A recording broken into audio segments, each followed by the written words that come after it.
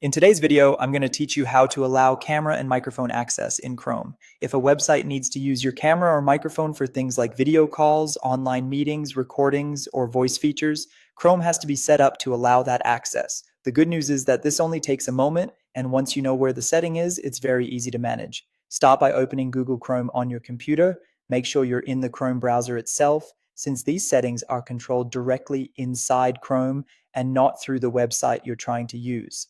Once Chrome is open, go to the top right corner of the browser window and click the three-dot menu icon. This opens the main Chrome menu where you'll find a variety of browser options.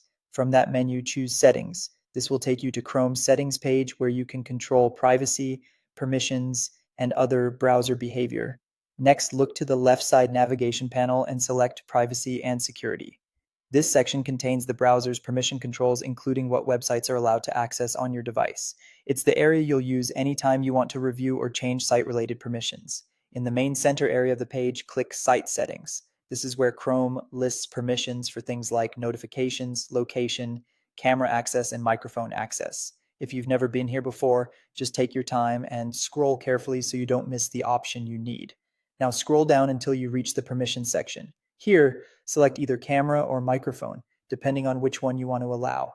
If you need both, you'll repeat the same process in each section. This is helpful because Chrome lets you control them separately, so one can be allowed even if the other is restricted.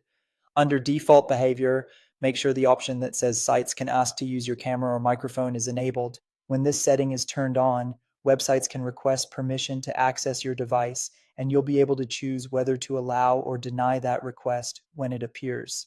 If this setting is off, websites may not be able to prompt you at all, which can prevent video or audio features from working properly. After that, you're all set. You can close the Settings tab and return to the website you want to use.